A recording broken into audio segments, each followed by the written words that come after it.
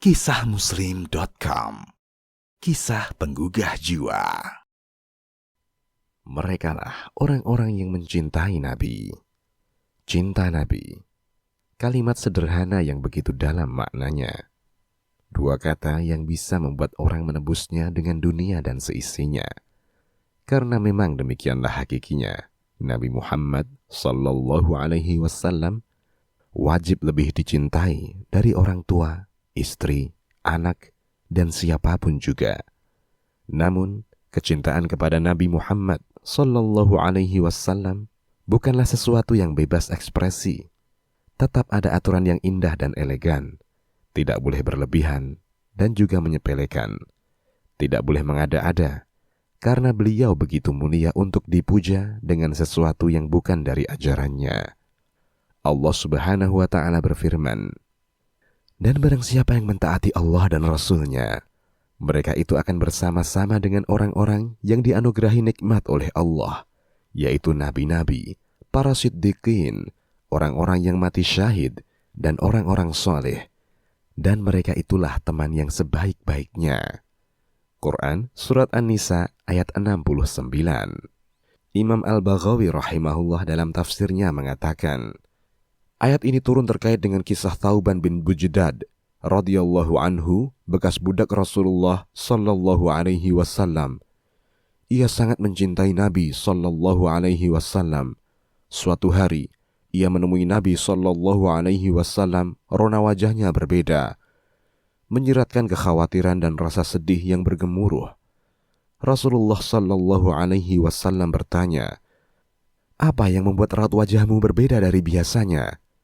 "Aku tidak sedang sakit atau kurang enak badan. Aku hanya berpikir, jika tak melihatmu, aku sangat takut berpisah denganmu. Perasaan itu tetap ada hingga aku melihatmu. Kemudian aku teringat akhirat. Aku takut kalau aku tak berjumpa denganmu, karena engkau di kedudukan tinggi bersama para nabi, dan aku, seandainya masuk surga, aku berada di tingkatan yang lebih rendah darimu. Seandainya aku tidak masuk surga, maka aku takkan melihatmu selamanya," kata Thauban radhiyallahu anhu. Kemudian Allah Subhanahu wa ta'ala menurunkan ayat ini. Mereka yang mencintai Nabi.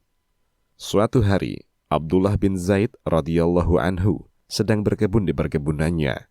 Kemudian anaknya datang mengabarkan kalau Nabi sallallahu alaihi wasallam telah wafat.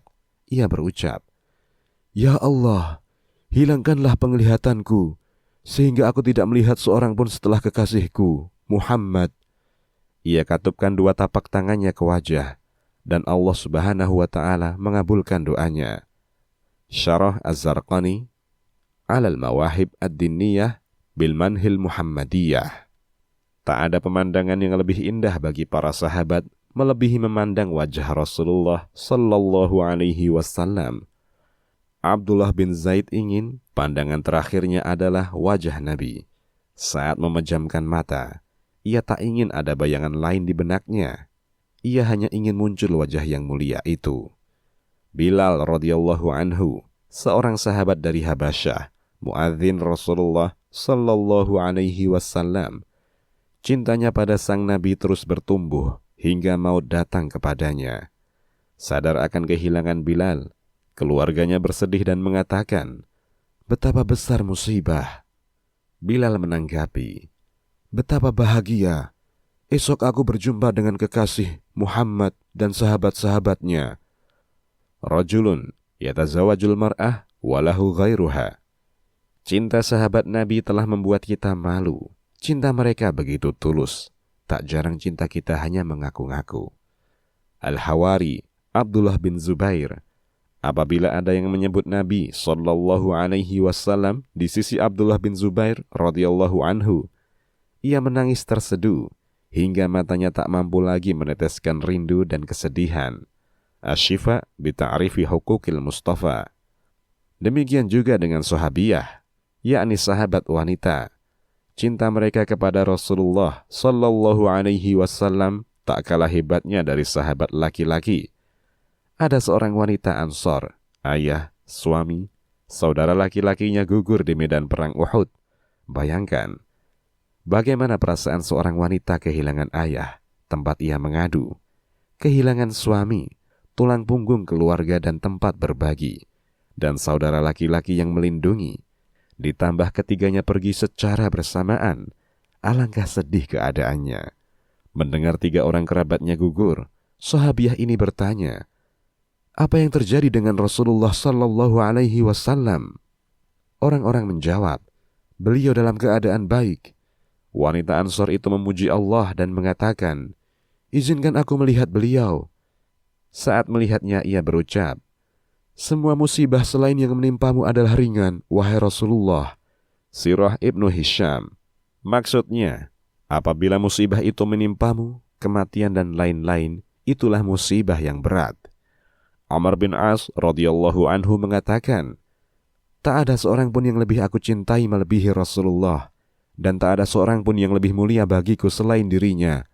Aku tidak pernah menyorotkan penuh pandanganku padanya, karena begitu menghormatinya, sampai-sampai jika aku ditanya tentang perawakannya, aku tak mampu menggambarkannya, karena mataku tak pernah memandangnya dengan pandangan yang utuh." Riwayat Muslim.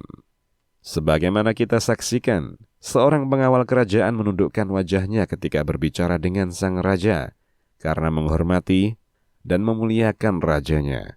Amr bin As lebih-lebih lagi dalam memuliakan dan mengagungkan Nabi sallallahu alaihi wasallam. Adakah pengagungan yang lebih hebat dan lebih luar biasa selain pengagungan para sahabat Nabi Muhammad sallallahu alaihi wasallam terhadap beliau? Cinta Nabi harus mencintai sahabatnya. Mencintai Nabi sallallahu alaihi wasallam berkonsekuensi mencintai sahabatnya. Abdullah bin Al-Mubarak mengatakan, "Ada 2 jalan, siapa yang berada di atasnya ia selamat. As-sidqu, jujur, dan mencintai sahabat Muhammad sallallahu alaihi wasallam. Asy-syifa bi ta'rifi huquqil Mustafa." Ayyub As-Sikhtiyani rahimahullah, seorang tokoh tabi'in, mengatakan, "Siapa yang mencintai Abu Bakar, ia telah menegakkan agama. Siapa yang mencintai Omar, ia telah memperjelas tujuan. Siapa yang mencintai Utsman, ia telah meminta penerangan dengan cahaya Allah. Dan siapa yang mencintai Ali, ia telah mengambil tali yang kokoh. Siapa yang bagus sikapnya terhadap sahabat Muhammad sallallahu alaihi wasallam, ia telah berlepas diri dari kemunafikan. Siapa yang merendahkan salah seorang dari mereka, ia adalah seorang ahli bid'ah yang menyelisihi sunnah dan salafus saleh. Aku khawatir amalnya tidak naik ke langit, yakni tidak diterima, hingga ia mencintai semua sahabat dan hatinya bersih terhadap mereka." Ats-Tsiqat oleh Ibnu Hibban. Mencintai Rasulullah sallallahu alaihi wasallam adalah kedudukan mulia. Umat Islam berlomba-lomba mencintai beliau. Kecintaan kepada beliau menguatkan hati, gizi bagi ruh, dan penyejuk jiwa. Mencintai beliau adalah cahaya. Tak ada kehidupan bagi hati kecuali dengan mencintai Allah dan Rasul-Nya. Kita melihat orang-orang yang cinta Nabi, mata mereka berbinar bahagia, jiwa mereka syahdu, hati mereka tenang, mereka menikmati rasa cinta itu. Mereka menjadi mulia di dunia dan berbahagia di akhirat. Mereka tahu bagaimana yang namanya bahagia itu. Keadaan sebaliknya bagi mereka yang tidak mencintai Nabi. Mereka merasakan kegundahan, jiwa yang hampa, perasaan yang sakit dan rugi. Dalam Zadul Ma'ad, Ibnul Qayyim rahimahullah mengatakan, maksudnya adalah sekedar mana seseorang mengikuti Rasul, setingkat itu pula kadar keilmuan dan pertolongan. Sebatas itu pula kualitas hidayah, kemenangan dan kesuksesan. Allah subhanahu wa ta'ala memberi hubungan sebab akibat. Kebahagiaan di dunia dan akhirat adalah dengan mengikuti Nabi. Dia menjadikan kesengsaraan di dunia dan akhirat bagi yang menyelisihi sang Nabi. Mengikutinya adalah petunjuk, keamanan, kemenangan, kemuliaan, kecukupan, dan kenikmatan. Mengikutinya adalah kekuasaan, teguh di atasnya, kebaikan hidup di dunia dan akhirat. Menyelisihinya adalah kehinaan, ketakutan, kesesatan, kesengsaraan di dunia dan akhirat. Renungan. Setelah mengetahui bagaimana hebatnya cinta dan pengagungan para sahabat terhadap Rasulullah Sallallahu Alaihi Wasallam, tentunya kita semakin bersemangat untuk meneladani cara mereka mencintai Nabi. Cara yang tidak berlebihan dan tidak menyepelekan. Cara mereka mencintai diridhoi oleh Nabi. Mereka menangis, tidak berani menyorotkan pandangan, bahagia dengan keselamatan beliau dan lain-lain. Tapi mereka tak pernah melakukan perayaan Maulid Nabi yang dianggap bukti cinta padanya. Mereka tak pernah merayakan suatu amalan di hari kelahiran sang tauladan yang katanya adalah pengagungan. Apakah kita yang belajar dari mereka cara mencintai Nabi ataukah sebaliknya?